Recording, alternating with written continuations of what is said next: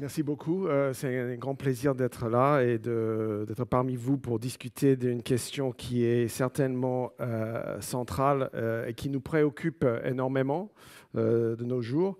Euh, Moi, je pense que euh, partout dans le monde aujourd'hui, le même, je vais dire ça d'une manière négative au début, cette même anxiété, parce que oser n'est pas quelque chose qui est toujours facile, ni, comment dire, tranquille. Ça peut être inquiétant, ça peut être quelque chose qui nous rend dans un état difficile de dire pour nous pousser. Et souvent, pour vraiment oser, même aller au-delà et penser du courage, on a la sensation d'être ou obligé, poussé, sans autre choix, parce que ce qui était confortable ne nous convient plus, ne marche plus, alors on est obligé, ou par une sorte d'inspiration ou par un manque de conformisme, on se lance et on veut aller au-delà de ce qui existe déjà.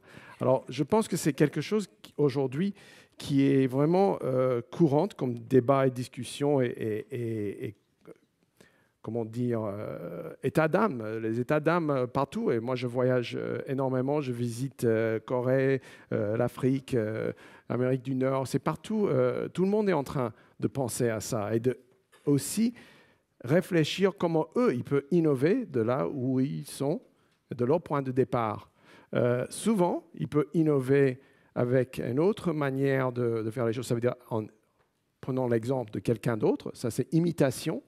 Innover par imitation, c'est quand même innover, parce qu'on est en train de faire quelque chose qu'on n'a pas fait avant, mais ce n'est pas exactement toujours ce qu'on entend ici comme innovation, qui veut dire cette innovation de génie, de Steve Jobs, qui invente les iPhones et qui fait tomber le marché du monde entier. Ça, c'est l'innovation au pic. Et ça aussi, ça peut induire une certaine anxiété. Est-ce que je suis l'auteur? Est-ce que je peux arriver? Bon, probablement pas. Hein. Il y a très peu de gens qui arrivent de faire ça. Alors, on a tout ça qui est, pour moi, autour de cette question. Et au fond de nos réflexions autour de oser, courage, innover, casser, partir de ce qu'on connaît pour innover et changer, pour moi, il y a une question du futur et comment on l'utilise. Alors, je vais rapidement, parce qu'on n'a pas beaucoup de temps, traverser certaines questions et essayer de parler de pourquoi il faut oser et ensuite donner quelques réponses qui appartient à ça. Alors, premièrement, et là, ça pour moi, c'est un aspect assez sombre. Ça, on connaît bien.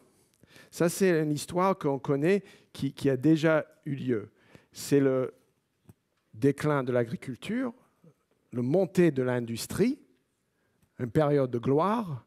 J'étais récemment à Brésil, récemment à Shanghai. Eux, ils sont sur la pente qui monte. Nous, malgré les innovations dans le sens qu'on peut toujours innover de là où on sait très bien que notre industrie ne va pas occuper autant de gens que dans le passé. Pourquoi? Parce qu'on réussit. Si on avait besoin d'employer plus de gens pour produire ce qu'on a aujourd'hui, ça sera un échec. On n'aura pas les gains de productivité, on ne sera pas innovateur. C'est précisément parce qu'on est innovateur qu'il y a au moins de gens qui travaillent là-dedans. Alors on est dans ce phase de déclin et le menace, et là je vais évoquer des thèmes qui ont été assez importants entre les deux guerres. Ça veut dire une période d'anxiété importante entre les deux guerres, le premier et le deuxième du XXe siècle. C'est le manque d'imagination, la pauvreté de l'imagination. Et cette pauvreté de l'imagination casse, éteint l'espoir et provoque une innovation qui peut être une innovation de défense, de préserver, de nostalgie et de réaction. Parce qu'on ne peut pas imaginer une société au-delà d'une société industrielle. Quel manque d'imagination. Ce n'est pas comme si on disait que le monde industriel correspond bien à nos valeurs. Beaucoup d'inégalités, et pas soutenable, plein de défauts environnementaux, de pouvoir, même de réalisation, de sens de la vie, dans le sens que dans une hiérarchie étouffée, avec nos va-et-vient à l'usine, même si c'est un bureau. Alors le monde industriel n'est pas quelque chose en soi qui est bien. Il nous a beaucoup livré, c'est vrai. Mais est-ce qu'aujourd'hui, on a la capacité d'innover, aller au-delà du monde industriel? Alors, je n'ai pas les mots du futur. Moi, je suis futuriste. Les gens pensent souvent qu'un futuriste devrait leur expliquer qu'est-ce que c'est le futur. Mais ce n'est pas possible, madame. Et c'est même une illusion dangereuse. Parce que pour avoir des prévisions, moi j'ai commencé comme économiste à l'OCDE, j'ai un doctorat en économie en prévision. Pour faire des prévisions, on est obligé de dire quelque chose que les économistes utilisent en permanence. Ça s'appelle ceteris paribus. Ça veut dire si toutes les choses restent égales. Ce qu'on sait très bien n'est pas le cas. Alors, une prévision, c'est très simple. Si tout est fixe et rien ne bouge, je peux dire oui, ça va continuer. Mais si je vous explique qu'il y a une tendance très lourde, que je fais une hypothèse va continuer, il peut arrêter, hein, mais je vais faire l'hypothèse qui va continuer, c'est que le soleil va se lever.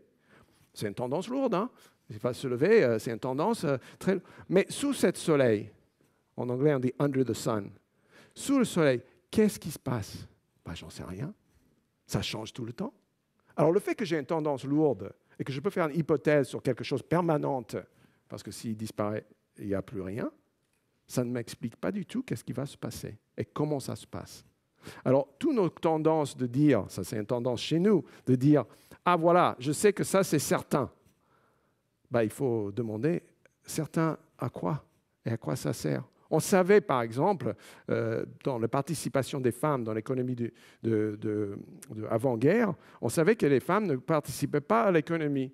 Alors on a fait des prévisions après-guerre en disant voilà, on va avoir un très grand problème, la dépression, la crise économique va continuer. Ah, pas du tout.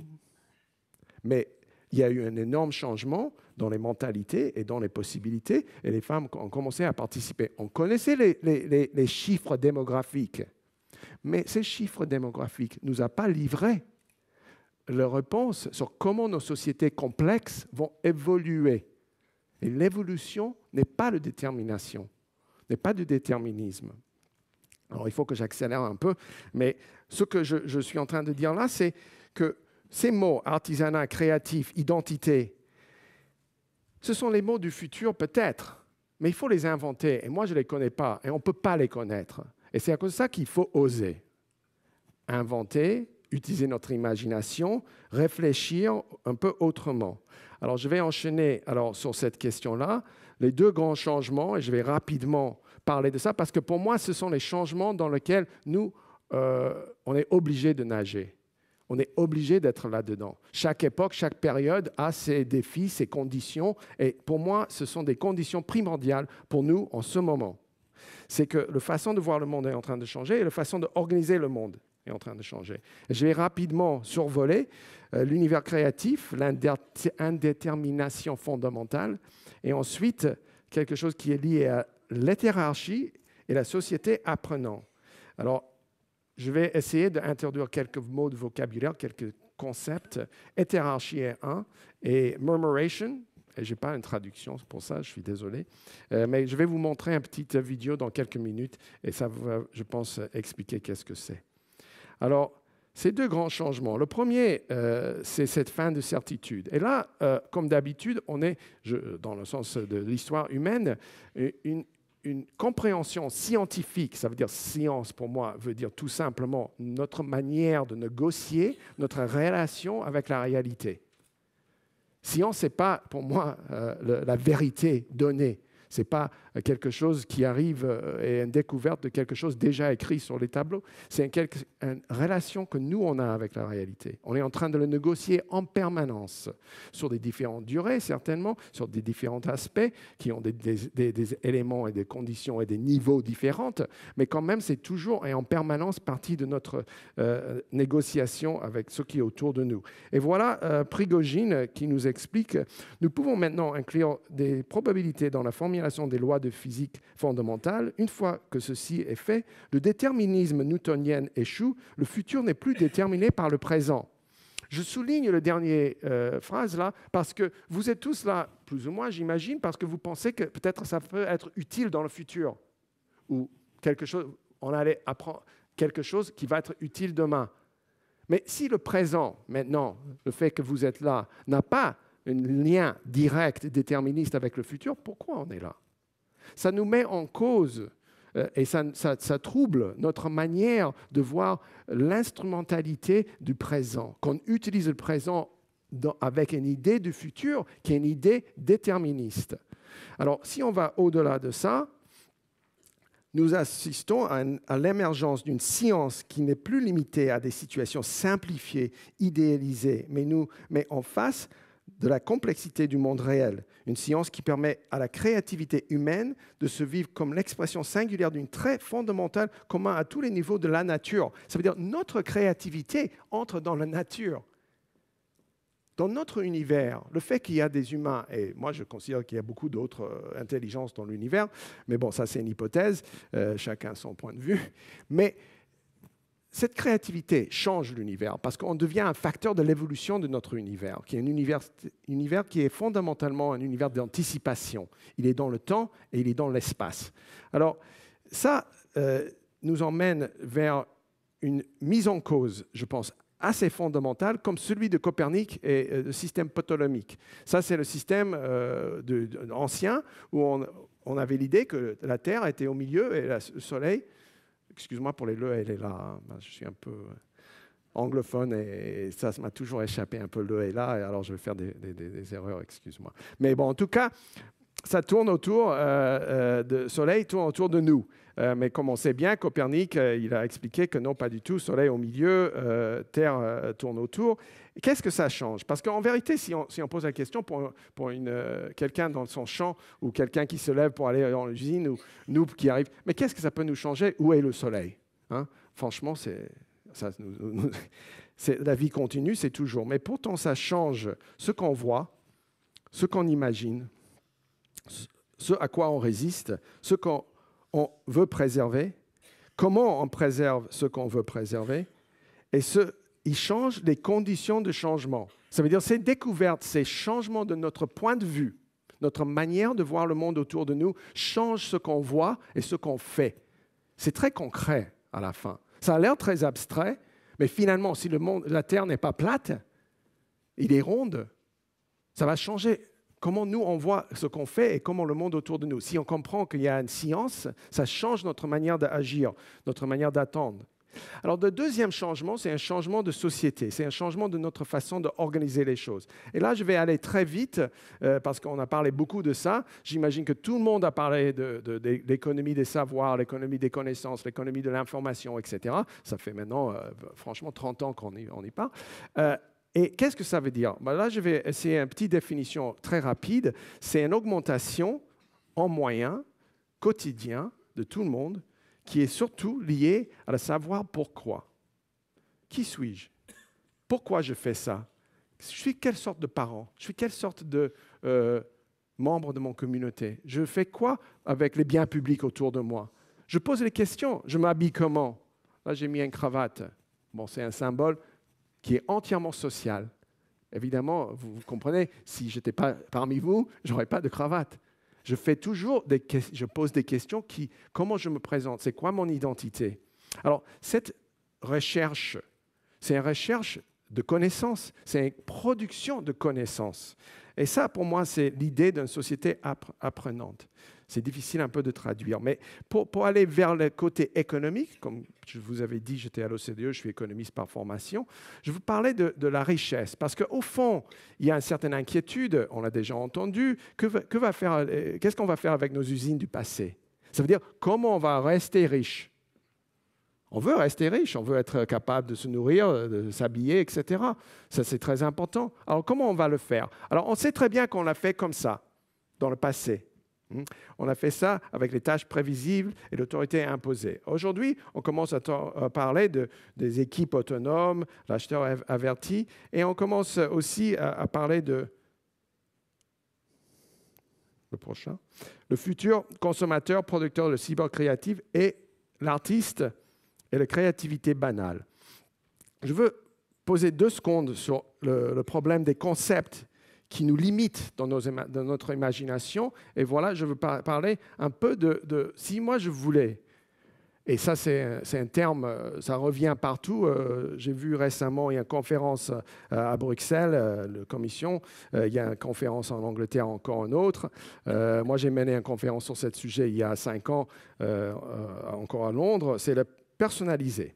Si je veux personnaliser, si nos usines veulent produire des choses pour des gens, chacun a son propre produit, on a la façon de le faire qui est, on va avoir des créateurs, des architectes, des dessinateurs, etc., qui vont fabriquer un produit pour chaque personne ici. Nous, on va tomber sur le catalogue sur Amazon ou je ne sais pas où, et on va choisir, ah oui, celui-là me correspond bien. Mais il y a une autre manière de faire tout ça, c'est de vous poser la question. Quand vous faites un produit vous-même, ça correspond à votre goût comment?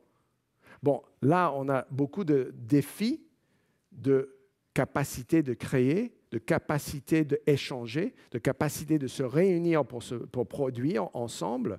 Mais ce sont tous des défis aujourd'hui qui sont en train d'être, comment dire, on est en train de travailler là-dessus et ils sont en train de tomber, comme on sait bien. C'est ça, social networking.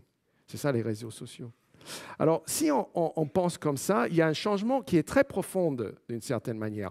Ça veut dire que le moment clé dans notre société industrielle, c'était le moment de Steve Jobs. C'était le moment de l'ingénieur, qui d'ailleurs, ce sont pendant longtemps ceux qui étaient au pic de notre société, les plus éduqués, les grandes écoles, etc. L'ingénieur fabriquait quelque chose qui était fabriqué éventuellement en masse pour tout le monde et qui était consommé à un prix moins élevé parce qu'il était fabriqué d'une manière efficace en masse. Scale economies, l'économie d'échelle. Alors, tout ça, c'est lié à une manière de réfléchir qui est liée à une division entre la demande et l'offre. Et nous, souvent, moi je travaille énormément dans l'éducation, par exemple, et qu'est-ce que c'est une école? L'école, c'est une source d'offres. Ils fabriquent des ouvriers et des citoyens. Et ce sont des citoyens qui sont demandés par l'État, par notre communauté et par les entreprises. On a un concept de demande et d'offre. Cette manière de voir le monde autour de nous, il nous limite. Il nous encourage aussi de faire certaines choses, mais aussi il est en contrainte. Alors pour aller au-delà de ça, il faut imaginer au-delà de l'offre et de la demande. Parce que si vous êtes c'est la conception, l'idée arrive de chez vous, vous êtes dans le côté offre aujourd'hui, plus côté demande. Vous êtes en train de développer les compétences pour créer quelque chose, et ça, c'est d'une valeur ajoutée importante. Alors, l'ère industrielle, les processus séquentiels de production changent. Et cette façon de concevoir nos économies et nos sociétés et la création de richesses aussi commence à tomber. Cette manière de penser à une pyramide n'est plus pertinente. On a, et je suis désolé, mais c'est en anglais, c'est notre manière de faire DIY, c'est do it yourself, fais soi-même. Je pense qu'il y a certains gens ici qui ont entendu de ce qu'aujourd'hui on appelle the maker economy, l'économie de fabricant soi-même. Et c'est lié autour de l'expérience et l'identité, et ça j'appelle la création unique. Alors la création unique nous emmène vers une économie comme ça. Alors là j'ai une petite vidéo à passer, et je pense que ça va être sur l'écran. C'est une métaphore visuelle que je veux vous présenter de l'économie de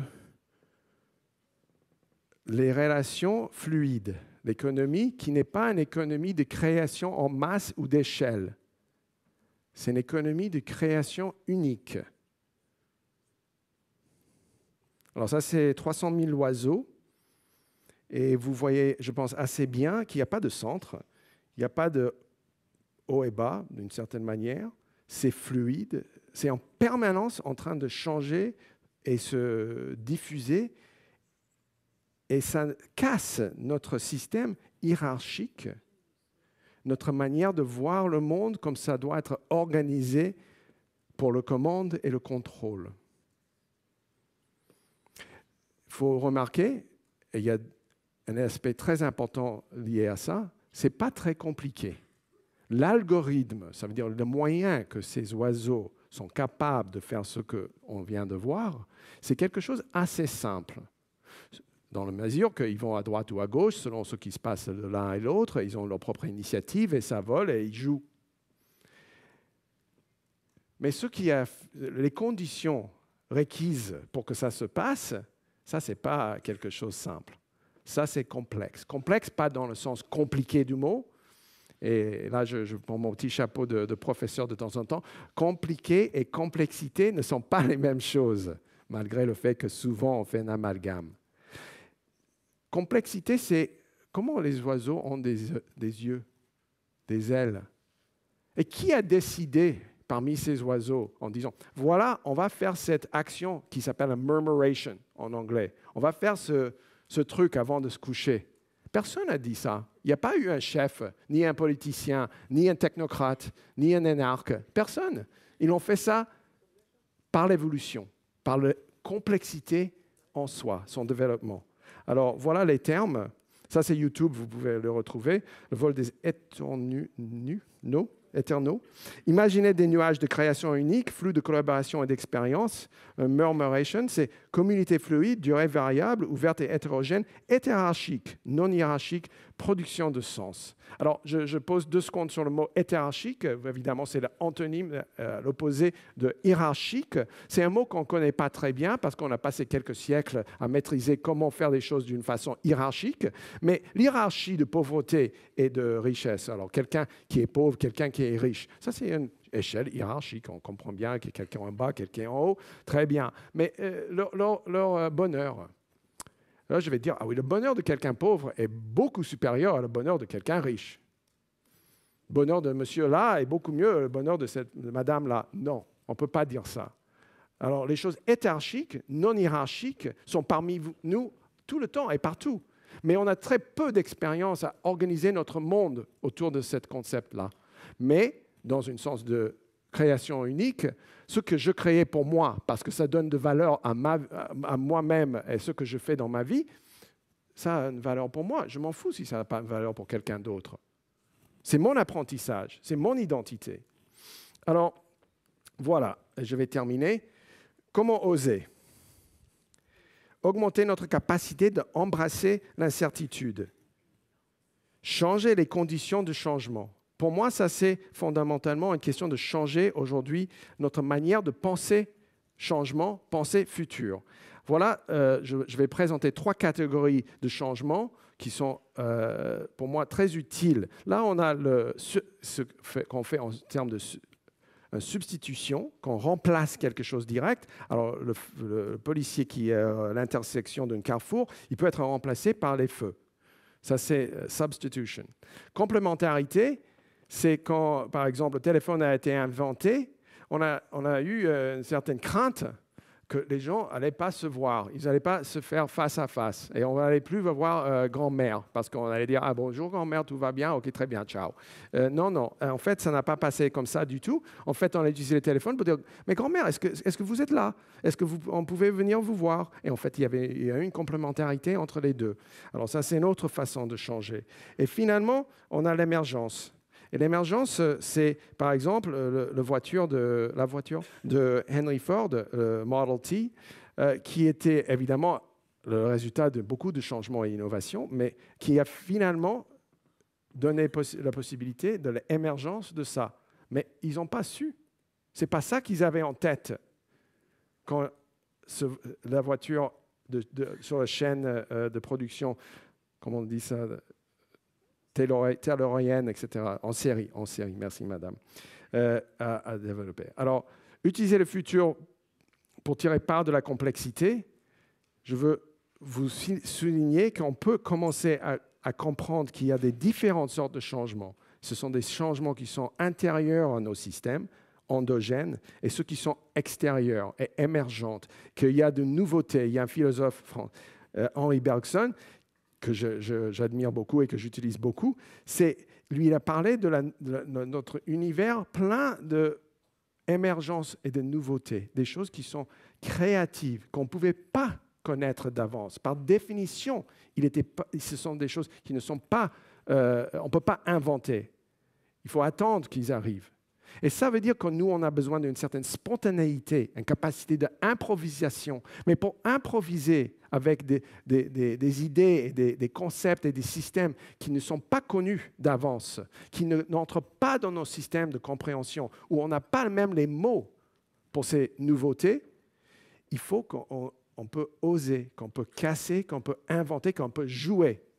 Alors ça, c'est penser à changer nos capacités. Et là, je vais parler d'un terme que je n'ai pas du tout trouvé un terme en français. Alors, j'invite l'innovation, la capacité créative ici pour m'aider à trouver un bon mot pour ça. En anglais, j'appelle ça « Futures Literacy ». Literacy, c'est évidemment, c'est comme apprendre à lire et comment déchiffrer l'alphabet et déchiffrer un texte. Alors là, je parle de futur. C'est une capacité à contester les hypothèses utilisées pour prendre des décisions aujourd'hui,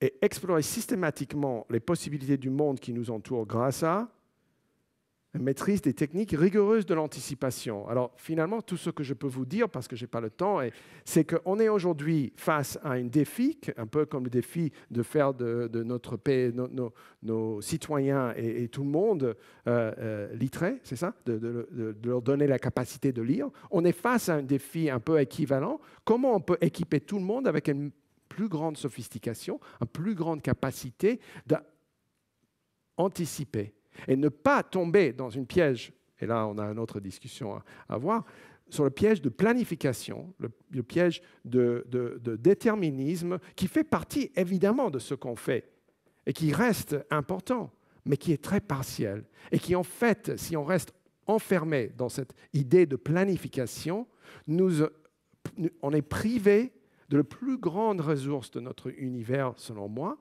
c'est nouveauté, créativité, émergence, des choses qui ne sont pas connues et ne sont pas connaissables d'avance.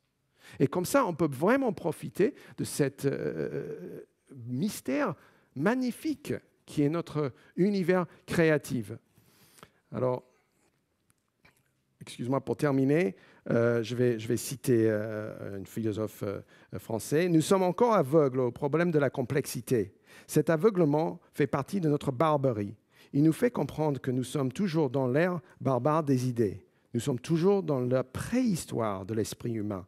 Seule la pensée complexe nous permettrait de civiliser notre connaissance. Et c'est de ça que je parle. On a pu avoir ce constat. On appelle ça un peu le postmodernisme, on appelle ça un peu le critique des Lumières et tout ça pour avancer nos réflexions. Mais ce critique, il doit aussi passer par une étape pratique. Et pour moi, cette étape pratique, c'est comment on maîtrise l'anticipation et qu'on devient plus sophistiqué dans notre façon d'aborder et utiliser le futur. On utilise le futur en permanence. Je trouve qu'il est probablement la force le plus importante pour nos choix. Nos choix sont faits par notre idée du futur. Si je prends un parapluie, c'est parce que je pense qu'il va pleuvoir. C'est très pratique, c'est très concret. Mais comment je fabrique cette futur, comment j'utilise le futur, on n'y réfléchit pas assez, selon moi. Et c'est à ça l'origine de, pour moi, l'innovation dans nos jours, face à nos défis. Et je vais vous dire un dernier truc sur pourquoi je pense qu'il faut oser. C'est parce que ça veut dire qu'on est obligé de changer notre idée de comment créer la sécurité.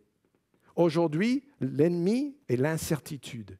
Aujourd'hui, l'incertitude nous angoisse. Et on pense on est poussé à devenir plus concurrentiel, plus innovateur, parce que les autres vont nous manger. Mais tout ce jeu de prévision avancée dans un système qui existe déjà, La réussite, c'est qu'on peut se libérer de ça et on peut aujourd'hui être capable, vu qu'il y a des ingénieurs dans le monde entier, beaucoup en Chine, beaucoup en Inde, c'est une ressource, c'est formidable, c'est fabuleux. Et cette ressource, aujourd'hui, nous libère pour faire autre chose. Mais si on n'a pas l'imagination pour oser, si on ne peut pas casser nos anciennes façons de rendre le monde agréable, sûr, on est, je pense, dans une très grande difficulté de pauvreté d'imagination. Alors, je termine. Souvent, on est invité d'imaginer, ça c'est Sampé, comme vous connaissez certainement, il arrive à capter beaucoup nos pensées collectives. On veut les chefs ou les futuristes, les prospectivistes, pour dire, il y a une grande faille, il y a une grande crue. Comment traverser de A à B? Alors, voilà le leader. Ce concept de leader est complètement caduque. Il n'est pas un bon concept. La façon d'anticiper ne change pas le futur, mais le présent. Osez d'utiliser le futur autrement. Merci beaucoup. Merci beaucoup, Ring Miller.